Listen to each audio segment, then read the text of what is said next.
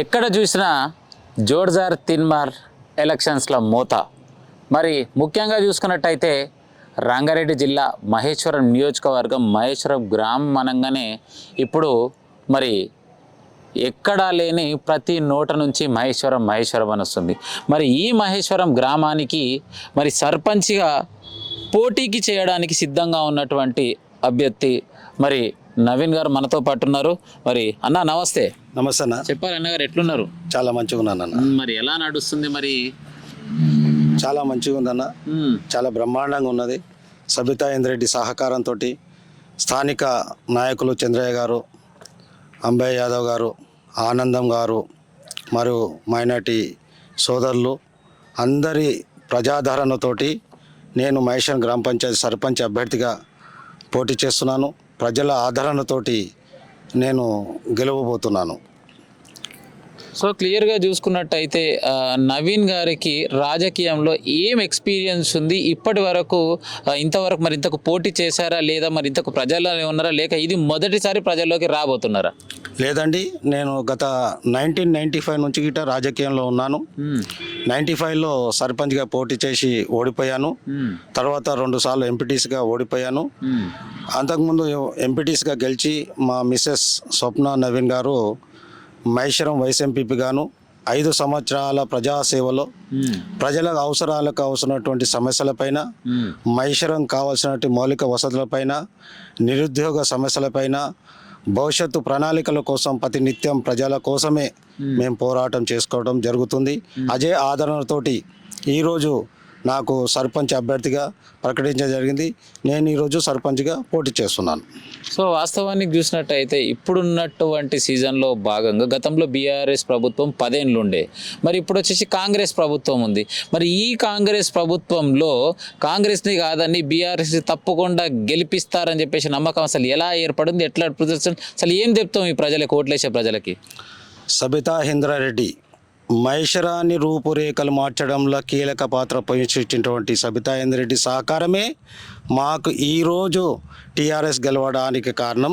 ముఖ్యంగా మహేశ్వరం రూపురేఖలు మార్చి మహేశ్వరానికి వన్నే తెచ్చినటువంటి సబితా ఇంద్రారెడ్డి గారు మహేశ్వరంలో బస్ డిపో కానివ్వండి, ఫైర్ స్టేషన్ కానివ్వండి, 4 లైన్ రోడ్ కానివ్వండి, కోర్టు భవనం కానివ్వండి, ఎలక్ట్రానిక్ సిటీ కానివ్వండి, ఇతర మౌలిక వసతులు చేయడంలో కీలక పాత్ర ఏర్పాటు చేసినటువంటి సబితా ఇంద్రారెడ్డి కొన్ని వేల మందికి నిరుద్యోగాలు కల్పించి యువతీ యువకులకు ఇండస్ట్రీస్ ఏర్పాటు చేసి అక్కడ ఏర్పాటు చేసినటువంటి ఇండస్ట్రీస్లో సబితా ఇంద్రారెడ్డి సహకారంతో నిరుద్యోగులైనటువంటి యువకులకు ఉద్యోగ అవకాశాలు కల్పించడంలో కీలక పాత్ర పోషించారు. అటువంటి సబితా ఇంద్రారెడ్డి సహకారంతో ఆమె ఆశీస్సులతోటి మేము మహేశ్వరంలో బ్రహ్మాండమైన మెజార్టీతోటి గెలవబోతున్నాము.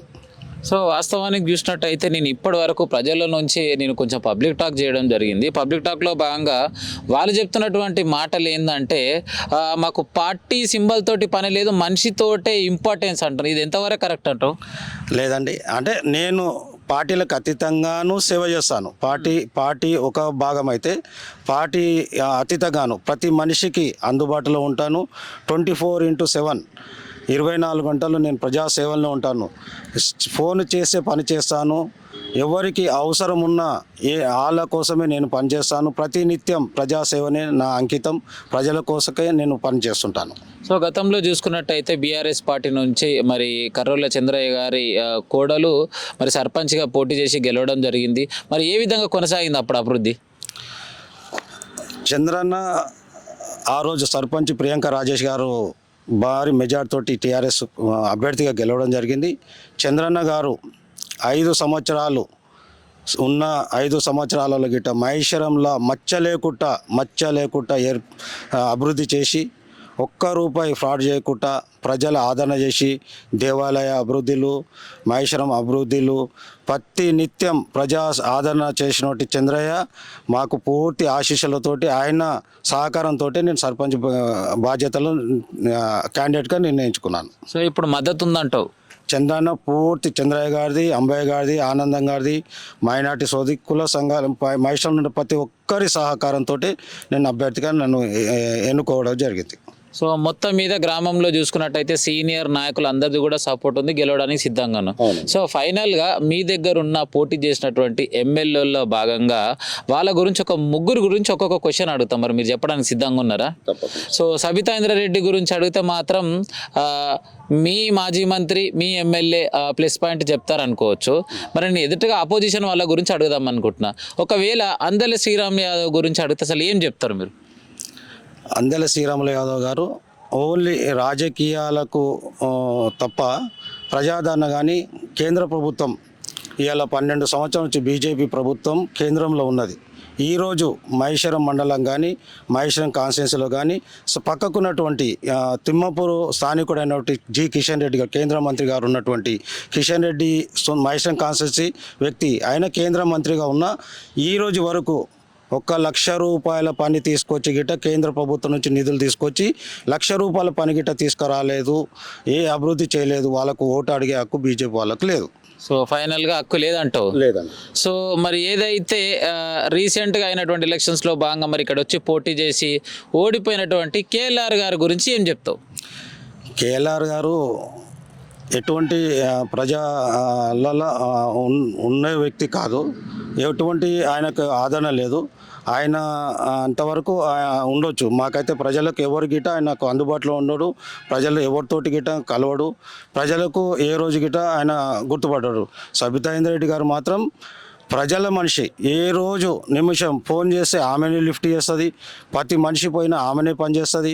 ఆమె ఎవరి నిమిషంలో ఆమె ప్రజాదరణ కలిగినటువంటి వ్యక్తి ద్వారా మేము సర్పంచ్ క్యాండిడేట్గా నిలబడ్డాను. సో ఫైనల్గా ఉన్న మీ గ్రామంలో ఉన్న ప్రజలందరూ కూడా డిఎస్కే న్యూస్ ఛానల్ చూస్తున్నారు. వాళ్ళకి మీరు చెప్పేటువంటి సందేశం ఏంది? ఏ విధంగా ఓట్లు తీసుకోబోతున్నారు, అడగబోతున్నారు? నేను మహేశ్వరం గ్రామ పంచాయతీ సర్పంచ్ అభ్యర్థిగా నిలబడ్డాను. ప్రజలకు అందుబాటులో ఉంటాను. ప్రజలకు ప్రతినిత్యం ప్రజలకు ప్రతి సమస్యను పరిష్కారం చేసే విధంగాను, ప్రజలకు ఏ సమస్య వచ్చినా నేను అందుబాటులో ఉంటాను. యువకులకు వాళ్ళకు సంబంధించినటువంటి క్రీడలు కానివ్వండి, నిరుద్యోగులకు కానివ్వండి, వాళ్ళకు సంబంధించిన ప్రతి విషయాల్లో కానీ ముందు ఉండి వాళ్ళ పరిష్కారం చేయాలని కోరుకుంటున్నాను. కాబట్టి మీరందరూ సహకారంతో నాకు సర్పంచ్ అభ్యర్థిని గెలిపించాలని కోరుకుంటున్నాను. ఇంకొక ప్రశ్న, ఏదైతే ఇప్పుడు ఎలక్షన్లో భాగంగా సర్పంచ్ ఎలక్షన్స్ వచ్చినట్టు గ్రామాల్లో ఉన్నటువంటి ప్రజలందరూ కూడా మంచిగా డబ్బులు ఇస్తారు, మరి మంది ఇస్తారు, ఇవన్నీ ఇస్తారని చెప్పేసి ఆశ పెట్టుకొని ఉంటారు. ఇప్పుడైతే మీరు మాత్రం రూలింగ్లో లేరు. మరి ప్రజల్ని ఏ విధంగా ఓటు కోసం అడగడానికి సిద్ధంగా ఉన్నారు? ఫైనల్గా మీరు చెప్పేటువంటి మాటలు ఏవైతే ఉన్నాయో అసలు ఏం చెప్తారు మీరు? నేను ప్రజల మనిషిని నేను ప్రజల మనిషిని. నేను డబ్బుతోటి ఉన్న మనిషిని కాదు. ప్రతినిత్యం ప్రజల కోసం పనిచేస్తా. ఏ పని చేసినా ₹1 నిస్వార్థం లేకుండా పనిచేస్తున్నా. కాబట్టి మీరు ఏ ఇంటిని అడగండి, ఏ ఇల్లు నాకున్న మా గ్రామ పంచాయతీలో 8,300 ఓటర్స్ ఉన్నారు, 2,450 ఇండ్లు ఉన్నాయి. ఆ ఏ ఇంటికి వచ్చినా సరే, ఏ ఇల్లు ఒక్కటి అడగండి, నవీను ఈ పని చేయలేదు, ప్రతి ఇంటికి నేను పని చేసిన స్వార్థంతో నన్ను ప్రజలు ఆదరిస్తారు. నిస్వార్థంగా వాళ్ళే నన్ను గెలిపించుకుంటారు. సో ఫైనల్గా నవీన్ అన్నకు మాత్రం మంచి పేరే ఉంది, కానీ ఇప్పుడు రూలింగ్ మాత్రం కాంగ్రెస్ ఉంది. కాంగ్రెస్ పార్టీకి సంబంధించినటువంటి వ్యక్తి బాగా డబ్బులు ఇస్తాడు, ఆ డబ్బులతోటే అతను గెలవబోతున్నాడు అంటారు. దానికి సమాధానం ఏం చెప్తారు మీరు? డబ్బులకు అమ్ముడుపోయే జనాలు ఇంకా లేరండి. ఇంకా ప్రజాదరణ ఉంది. ప్రజలకు అందుబాటులో ఉండే వ్యక్తిని వాళ్ళు కోరుకుంటారు.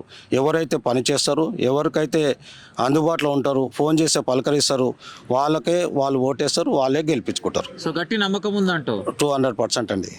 సో రైట్, ఏది ఏమైనా కూడా మహేశ్వరం గ్రామంలో ఉన్నటువంటి 8,000 పైచిలుక ఉన్నటువంటి ఓటర్లందరికీ కూడా నవీన్ అంటే ఏందో తెలుసు, నవీన్కు ఉన్న ఎక్స్పీరియన్స్ ఏందో తెలుసు.